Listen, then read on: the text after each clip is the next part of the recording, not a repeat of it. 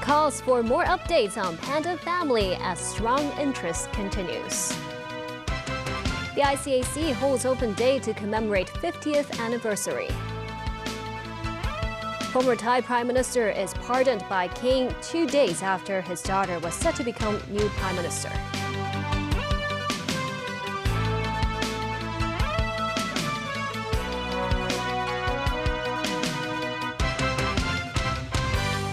Good evening, and thank you for joining us.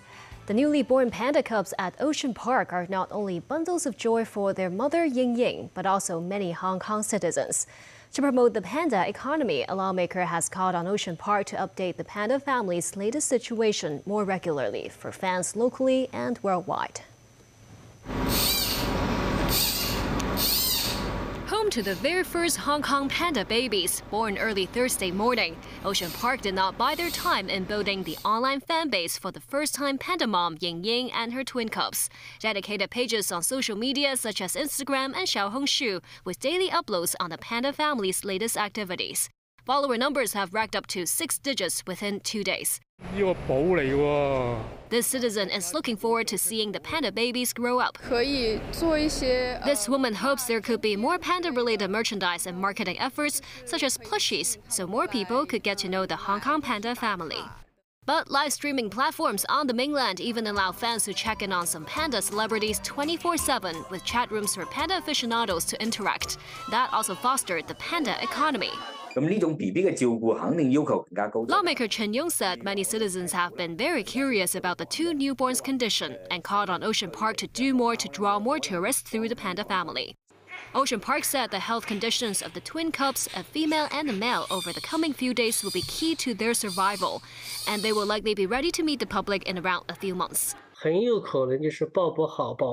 Desheng, Deputy Director of the China Conservation and Research Center for the giant panda, said help from human experts is all the more important to ensure both cubs can be breastfed properly from Ying Ying, especially when Ying Ying is the world's oldest first-time panda mom. Chief Executive of the Hong Kong Sports Institute, Tony Choi, said the body will review the direct subsidy plans for local athletes next month. This comes after some athletes raised concerns over the lack of financial support during the Paris Games. The Institute now offers a 6-tiered subsidy scheme. Athletes under the highest level, including medalists at the Olympics or world-class competitions, receive $44,500 a month. Those at the lowest tier receive only $7,130. Speaking with RTHK, Tony Choi said the money was not salaries, but stipends for apprentices. And these young athletes are given coaching support, accommodation, and meals as an overall package, Choi said. He also denied that limited subsidies had led to athletes dropping out. He said athletes usually are promoted to a higher tier every 2 to 3 years. A resident in Fanling has been confirmed to be infected with dengue fever. It is suspected to be a locally transmitted case. The 69-year-old male patient resides in Ka Fook Estate. The Center for Health Protection and the Food and Environmental Hygiene Department held health talks in the neighborhood with free tests on dengue fever. Some district councillors said the number of mosquitoes declined in recent months, but authorities should do more education work to teach residents about mosquito control and personal protective measures. The CHP reminds anyone displaying dengue fever symptoms should call their hotline for testing. Today is the first of several open days to commemorate the 50th anniversary of the Independent Commission Against Corruption. The ICAC hopes more people can be aware of their work. 3 more open days will be held, including tomorrow and next weekend. Mo Sang-ai reports. On Saturday morning, many residents arrived at the ICAC headquarters in North Point for the first open day of the year. Visitors were divided into groups and led by staff members to visit selected facilities of the anti-corruption agency, including this video interview room. This is where ICAC officers meet suspects and ask them questions. During the interview process, officers will record their conversations with the suspects. To avoid disputes when a case goes to court, a high-resolution camera is installed on the ceiling of each video interview room to capture documents or digital devices displayed to a suspect. An action scene was performed for the visitors, showing how officers would arrest armed suspects in an operation. Models of firearms from different eras used by ICAC officers are showcased to the public. Visitors can also test out the firearms. For instance, this model of Smith & Wesson revolver is a first-generation firearm used by the ICAC. ICAC said they had received more than 19,000 applications for the 4 open days. In the end, about 6,000 applicants could visit the headquarters. We hope that we can convey the message that the ICAC is committed to fighting corruption in Hong Kong for the past 5 decades. And we also hope to take this opportunity to introduce to them the latest developments of the ICAC. Some residents brought their children to the open day for educational purpose.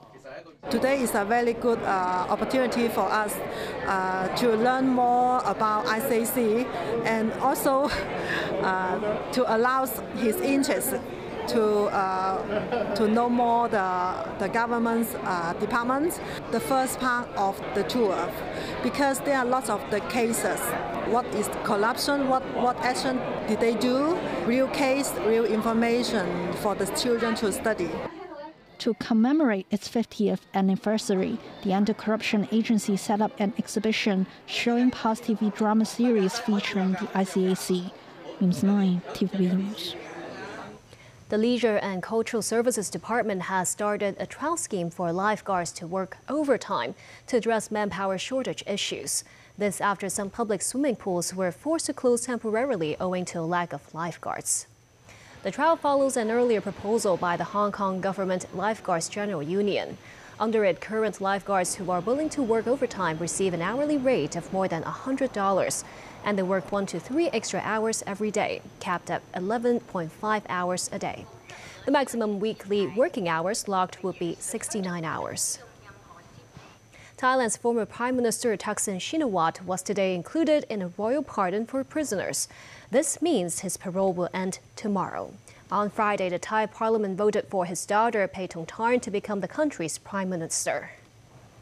Thaksin's parole had been due to finish at the end of the month. The earlier finish comes as part of a general royal pardon for prisoners with good conduct on the occasion of King Maha Vajiralongkorn's birthday last month. Thaksin returned to Thailand from self-exile last year and went straight to prison on corruption charges. In the U.S., Vice President Kamala Harris announced a sweeping set of economic proposals to cut taxes and lower the cost of groceries, housing, and other essentials for many Americans. But her rival Donald Trump said her policies will turn the U.S. into a Soviet-style economy. Nasri Karim with more. Earlier this month, U.S. presidential candidate Kamala Harris was mocked on social media after offering a shallow and vague answer to her plans for the economy. On Friday, the vice president outlined a more detailed vision during a dress and rally in the battleground state of North Carolina, usually a Republican stronghold. The presumptive Democratic nominee said she wants to tackle rising food prices and create an environment for affordable housing, targeting mainly the middle class in what she calls an opportunity economy. She wants to clamp down on price gouging when prices are raised sharply during harsh times, such as the COVID-19 pandemic. As President of the United States, it will be my intention to build on the foundation of this progress. Still, we know that many Americans don't yet feel that progress in their daily lives. Costs are still too high. As President, I will be laser-focused on creating opportunities for the middle class that advance their economic security, stability, and dignity. Together, we will build what I call an opportunity economy. Proposals include a federal ban on price gouging on food, rent, petrol, clothes, and prescription medicines. In addition, $25,000 in down payment assistance for first-time house buyers, new tax breaks and child tax credit of up to $3,600 and $6,000 for children under 1 year old. Many of her plans would need congressional approval. Harris did not miss the chance to take a dig at her Republican rival for the presidency, Donald Trump, who she says wants to tax everything. Now compare what Donald Trump plans to do.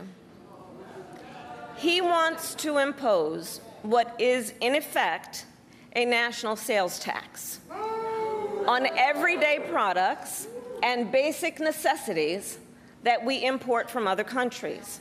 That will devastate Americans. It will mean higher prices on just about every one of your daily needs. A Trump tax on gas, a Trump tax on food, a Trump tax on clothing. The Trump campaign responded promptly to Harris's speech, saying she wants to turn the U.S. into a socialist country. Trump himself posted on his social media account that Kamala will implement Soviet-style price controls. Nazri Karim, TVB News. And still ahead, United Nations call for urgent ceasefire in Gaza in order to vaccinate children against the threat of polio. Ukraine destroyed a key bridge in Russia during counteroffensive.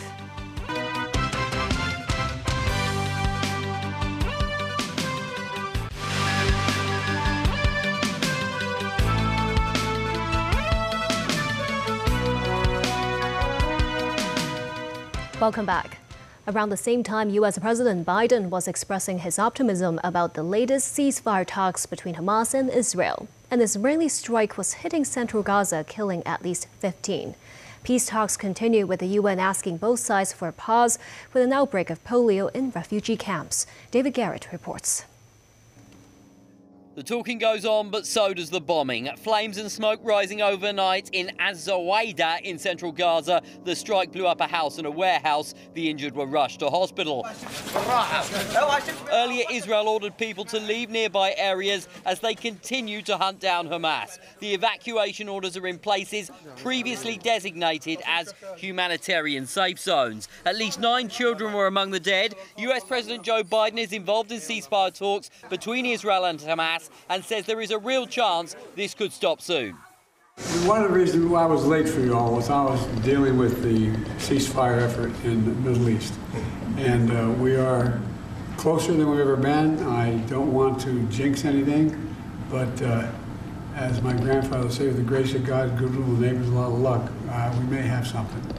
Later, Biden said he was optimistic about the process, not giving a time frame. He warned all sides not to undermine the process. Egyptian mediators are at the centre of those talks too. The foreign minister knows they are close to a deal which could quell tensions in the entire region.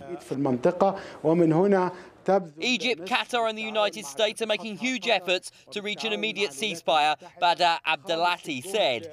A cessation of killing civilians and an exchange of prisoners are key to preventing a regional all-out war. The United Nations say a ceasefire of at least a week is a must, with the potentially fatal and paralysing disease polio discovered in wastewater. The virus mostly strikes children under 5 and has not been seen in Gaza for more than 2 decades. This man shows us his baby's feet, saying, "Can you see the rashes on my child? They are from the camp. We have large bugs inside the tent because of the lack of clean water." Antonio Guterres said the UN and WHO are poised to launch a vaccination campaign for hundreds of thousands of children under 10. I am appealing to all parties to provide concrete assurances right away, guaranteeing humanitarian pauses for the campaign. A polio pause is a must. It is impossible to conduct a polio vaccination campaign with war raging all over. In Yemen, these demonstrators also want an end to the war in Gaza. The Houthi-organised gathering saw people shouting anti-Israel slogans. David Garrett, TVB News. 10 people were killed and 3 injured in an Israeli airstrike on a residential building which was targeting Hezbollah in southern Lebanon. The factory in an industrial area was hit. People said their neighbors, including women and children, were dead in what witnesses said is a civilian area. Hezbollah and Israel have traded strikes since October. Hezbollah says it will stop its attacks on northern Israel if there is a Gaza ceasefire. The fighting has killed 500 people, including 100 civilians in Lebanon. 22 Israeli soldiers and 25 civilians have died. As Ukraine continues its counterattack against Russia, a Ukrainian forces video shows the destruction of a large Russian bridge using Western rockets. The footage shows a strike on what is said to be a strategically important bridge in the Kursk region of Russia. Russian and Ukrainian media had earlier reported a strike on the same river bridge. The bridge was reportedly used for delivering equipment to the front line. A historic Independence Day ceremony for Indonesia today. For the first time, the celebrations took place in the archipelago's new but unfinished capital, Nusantara. Described as the world's most rapidly sinking city because of uncontrolled groundwater extraction and the rise of sea level as a result of climate change. Officials say Nusantara will be a futuristic green city with abundant forests powered by renewable energy sources. But the project has been dogged by criticism over environmental degradation, threats to endangered animals, and the displacement of indigenous people. Another concern, heavy reliance on private sector investment. Widodo, who will leave office in October, offered incentives to private investors, including land rights lasting up to 190 years. A brawl broke out in Turkey's parliament during a debate on a jailed colleague who hopes to be released and take his seat in the House. Insults were thrown at first, and then politicians traded punches. Elected officials rushed from all sides of the House either to get involved or try to break up the fracas. And the Grand National Assembly was debating the case of Can Atalay, who was elected as a parliamentary deputy but remains in prison. Atalay represented the Workers' Party in last year's election. Ahmet Sig, from the same party as the jailed deputy, appeared to be attacked by a lawmaker from President Recep Tayyip Erdogan's ruling party. Sig had just called members of the ruling party a terrorist organization.